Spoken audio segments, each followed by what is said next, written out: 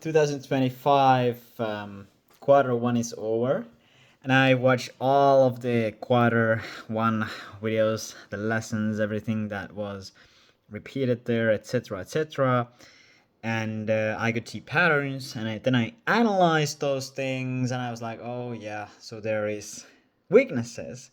So I was able to point out my weaknesses, which I am very happy about because I had a list of my weaknesses, but ended up being that those weaknesses are not really my weaknesses. So now I'm much more aware of my weaknesses, which is amazing because I can now fix them. And starting with the weakness number one, and this is not only a mistake, this is a weakness. So that's important too. So number one, I over engineer and I make things too complex. It's a natural tendency. I tend to think about these huge systems and like how to do it, and like how to make a complex system, which is unnecessary. And why it matters, why it's so critical, is that because you ended up wasting a lot of resources, especially like you're a startup or whatever you are. Um, you waste a lot of resources, and if you do that, you're more likely to fail. And trying to create a perfect product or something like that, you just waste resources and might end up being that nobody wants your product anyways. So that is a huge reason why you shouldn't over engineer and keep things as simple as possible. And what I'll do about it is that I'm constantly focusing on like, is this feature necessary? Um, is this really needed for the product? Now, is this part of our core top three features or not? If it's not, then I don't add it. And every evening I ask myself, what problem, if solved, would get me to the next level? And I try to focus on that problem, instead of like making these nice things that I like to do, but they don't really move the shit forward, so I shouldn't do that. Yeah. So, how am I changing this? What are the steps? The steps are, at the end of every week, I measure myself that was I working on the core problems only, and I I am aware of this thing. And now when I notice myself like building something that is not necessary, I immediately stop myself and don't do that. And I try to understand, asking like, so I'm doing this thing, what problem this thing is solving? So what is the goal? What problem am I solving? And if I kind of explain those things, then I stop myself and I ask like, okay, so what is the real problem? If there's no problem, I stop immediately from doing that thing.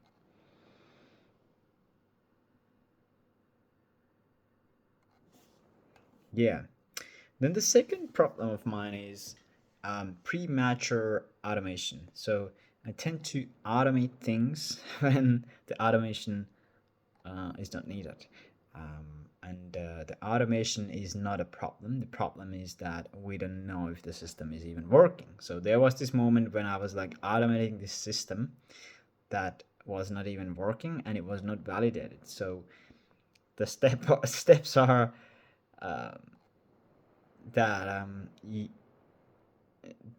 like the lesson is, I don't have the lesson here, but I can possibly remember it out of my own mind, is that never automate a broken system. Only automate after it's fully validated.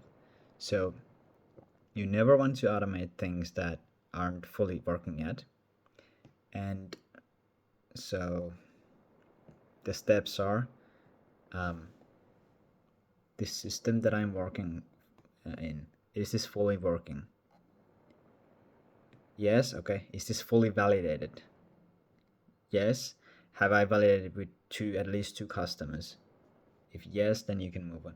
And if any of those questions are answer is no, then you don't move on and you don't automate it. And then the last one is like, does this solve a critical business problem if I automate this thing? Like, is this automation necessary?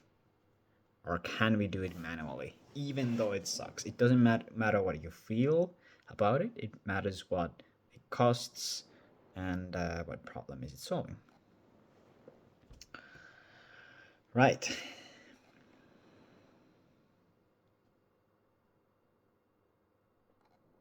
And then my third biggest flaw is that I have bad prioritization. So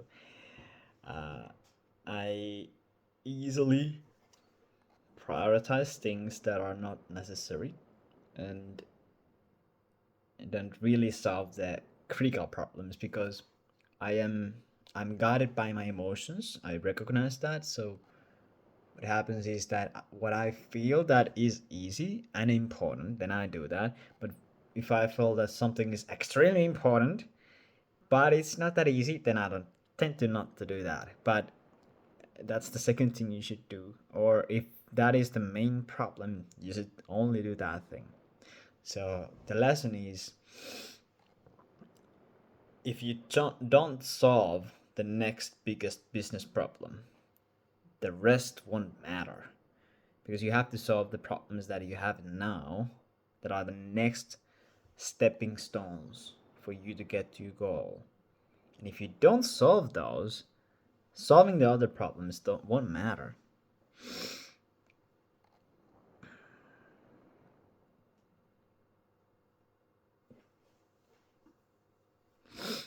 This also will now be resolved by the new system that I have. At the end of every week, I check my week, and I aim for 80% of development time to be only used for the most critical business problems.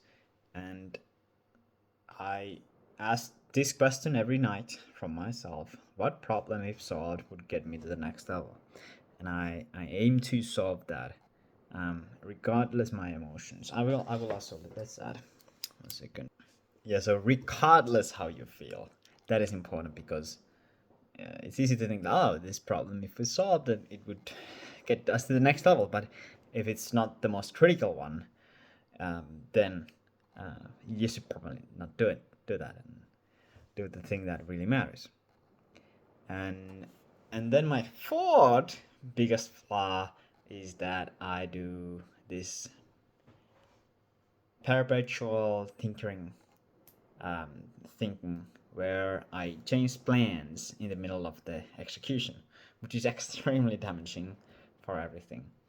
And why it matters is because, like, if you change, if you're supposed to run a marathon, and every time around 5 to 10 miles you stop and think like, oh, I should watch TV instead, you don't never get anything done, you know.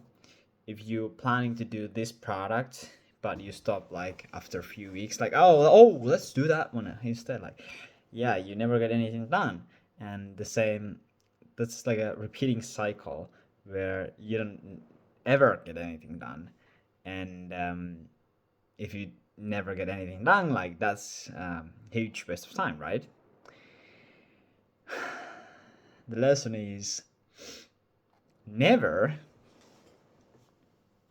at least almost never, change your plans in the middle of the execution, but take notes and lessons from the execution itself.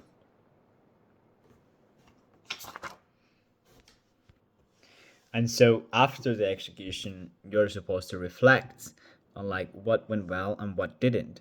So the next time when you plan, you aim not to make those same mistakes. But if you change your plans every single time you're doing it, there might be learnings that you miss, and you are tinkering. So that is a very bad thing.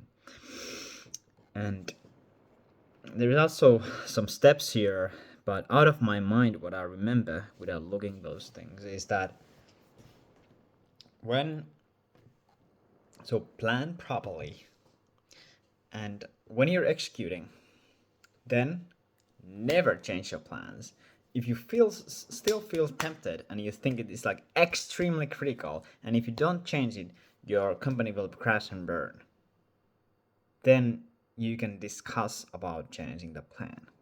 But otherwise, you just take notes on like, oh, I did this wrong, and I did that wrong, and then you write down like why it happened, like what went wrong, and at the end of the execution, you learn like, okay, so we did these mistakes. What are the principles that we can put in place so that we don't make those mistakes again, right? And the fifth one here is that lack of synthesis in my goal making. So I make a goal, and then I'm like, oh, want to do that, but pretty similar goal would be like just right next to me, which would be much easier to do. So I tend to embrace hardship, even though embracing the hardship isn't really solving anything. I just for fun embracing hardship, and I don't know if that's very smart to do that. So um, why synthesis matters in goal setting is that synthesis is like you understand the whole system, and if you're able to spot things that you have that you can use to get to that goal faster, then it's like really good. And you should consider the whole picture of the things that you have, right? And then you use those things. You use those things and set your goals so that you can get help from leverage that you already have.